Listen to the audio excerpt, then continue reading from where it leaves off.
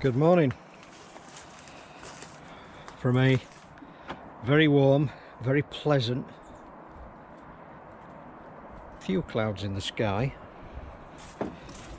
Had a shave this morning and minimal blood loss. Poorly shoulder. Cat's in the dining room doing university stuff. But very pleasant Peterborough. So as you've just seen, we'll have another look. I'll follow you. We've got an awful lot of goldfish fry. It's absolutely teeming. I stripped out a lot of the plants yesterday, hence the complete carnage and mess. Where are you all? There's one there. Absolutely minute, just a set of head and tails, nothing more than that.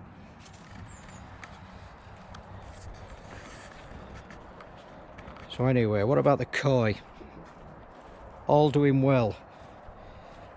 The issue with flicking and flashing, as somebody stated, it was lazy. A lazy flick, a lazy flash. Almost like they're passing the baton.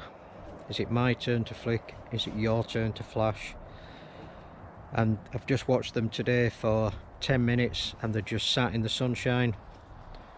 No flicking and flashing. So we checked the water parameters and Kat says they're all spot on and no change from the last time she checked. More than happy. Shower question. We'll go first. Work his way through the jungle.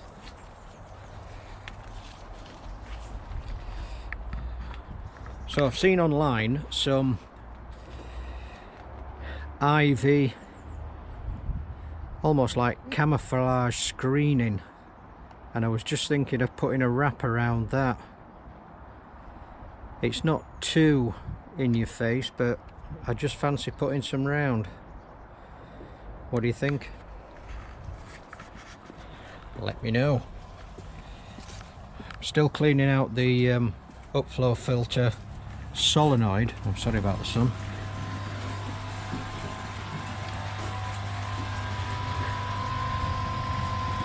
And the pieces still continue to collect.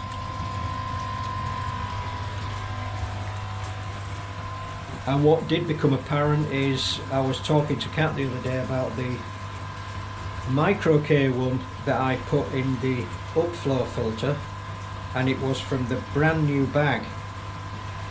Now we're still getting the malformed pieces, so they could well have been in the same production as the initial ones. I've no idea, but they're still creating a problem. I'm not going to get in touch with EA because it just took too long before. Can't be bothered, got a free bag anyway, so that's the end of that. Drum working absolutely perfect, so impressed with it. Pond clarity perfect, upflow filter perfect. Happy days. What else have we got? I'll get back to you.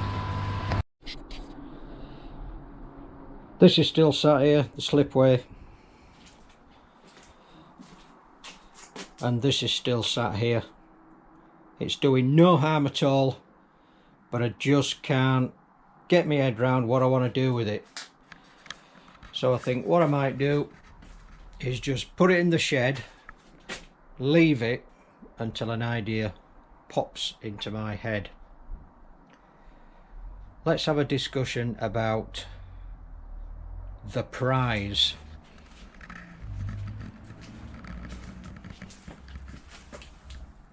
That prize. And how many people got the answer right? You'll be surprised. Tony Brummy. And it says there, By the way, I will never copy comments. I am guilty. I've done it, never again. So the 21st of the 1st 18 is the answer. So yeah, he got that one right. And Jollycoy, although he got the date wrong, the question was what month and year, and quite clearly he states January 2018. So well done, Jollycoy, you're in the hat. There was a big clue in the comments for those people that read the comments.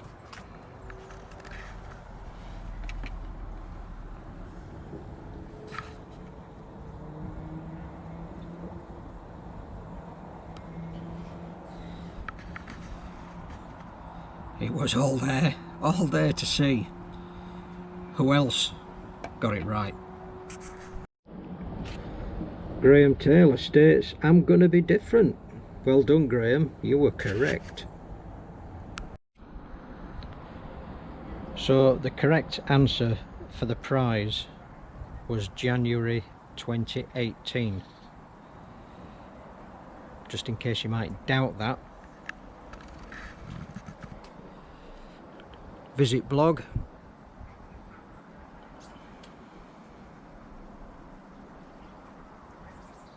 Come on, work.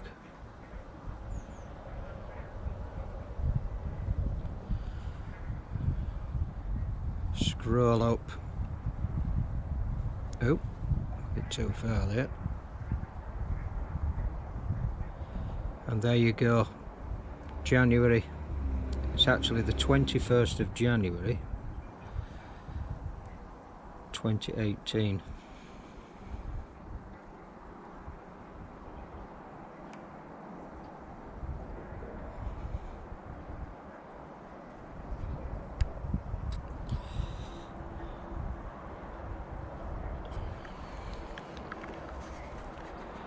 Which means we have very few winners. I had a word with Mike Hughes and asked him why on earth was November 2017 mentioned, and it looks as though somebody might have had a stab at it and everybody's thought, yeah, I'll go for that as well, whereas a few people did a bit of homework. They got it right. So who are the winners, or who are the people that we're going to draw out of the hat? That is more important. We need a hat. And just for Lee, got Hannah Mag on the go. That's as far as I've got. But the completed models, I'm sure you can identify them, mate.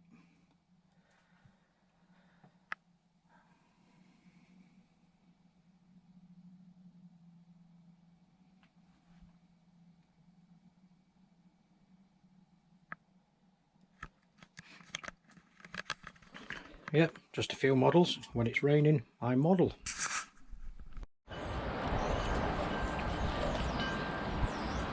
I've got the polarizer on now.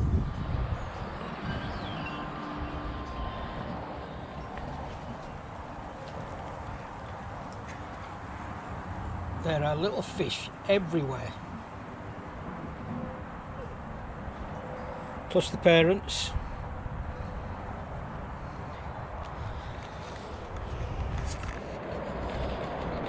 Question that were brought up, or an idea that were brought up by Marek. Hi Marek, hope you're doing alright. Is what a few people have done, putting a vent pipe in a return pipe to try and get the skimmit out, protein. And Marek mentioned that I could achieve that with my setup. However,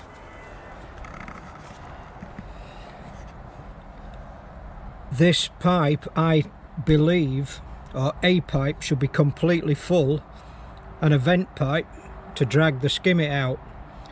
This 3-inch pipe at its maximum is only a third full. This is what I use for the overflow from my water barrel. So I don't believe I can use this to extract any proteins and rubbish, but a good idea. So thank you for that, Marek. I kept an eye on the fish, and some of them were displaying more than lazy flicking and flashing. So a scrape and a look and a fluke. So I put some fluke solve in. Initial reactions like you've seen in the past. Fish don't like it. Flukes don't like it, they're getting killed. Fish don't like it because they're biting hard on them. So there's a little bit more flicking and flashing going on at the moment, but it's only been in 2 hours. The UV has been switched off, and I don't know if we can capture that.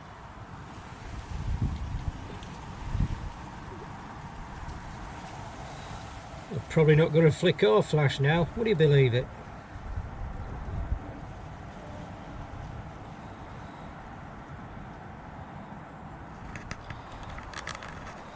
Anyway, they've got some fluke solve. I've had to order some fluke solve. Coastal koi. Membership price £61.75.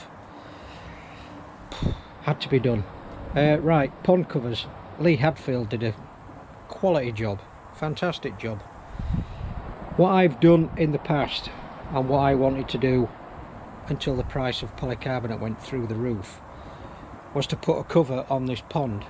As it happens, I built the frames, which were cheap, put a net over it, which was even cheaper, but the polycarbonate was just way too expensive, so I thought I'd leave it for this year. But those people that are putting covers over, apart from keeping the warm thin and the cold out, is it protected against high winds? Is there any chance that the wind can get underneath and lift your cover off and basically throw it down the garden? As you know from my nets, they are built below the height of this wall. So if I take a blue piece of prepared piece of polycarbonate, that's where the polycarbonate would lie, and as you can see, it sits below the level of the wall. So the actual supports, if I can balance this somehow, would basically sit on top with the polycarbonate underneath, and that's what I would have. Those people that have done it the other way, with the supports at the bottom and the polycarb at the top, you've got this almighty gap to fill in, and as you can see from the edge of here, this is protected. This gap is 20mm at the most, so the polycarbonate sheet would sit straight on top. I've got an air gap. Just so much to think about, really. So I wouldn't expect any wind at all to get under my cover if it was polycarbonate. No chance. Rain runoff, yeah, you would get rain runoff from your polycarbonate into your water, but you'd get that if it was exposed anyway. Personal choice. How's that? We found a hat and we're going to do the draw. I know it's a little bit early, but you might as well have the fish in your garage rather than the fish food in your garage than fish food in my garage, because you can use it then. We'll be back with the draw. Good evening, Kat. Good evening, Kat. Right, what we're going to do is we're going to take a hat and we're going to put the winners, well, they say the winners, in there. Give me a shake, and if you can draw one out and unwrap that for me. Who have we got? We have Graham Taylor. Graham Taylor is the winner of the Quenny Koi food. Well done, Graham. Congratulations. All right. So well done to Graham Taylor. there was only 4 people who got the correct answer, and you win the food bucket. So if you can get in touch with me through YouTube, or send me your email address to my email address, and we'll organise addresses and I'll get it posted out to you. So as ever, in the meantime, 2 jabs, 1 booster. Mine's on Sunday the 14th in the afternoon, so looking forward to that. Stay safe, look after your family, and goodbye.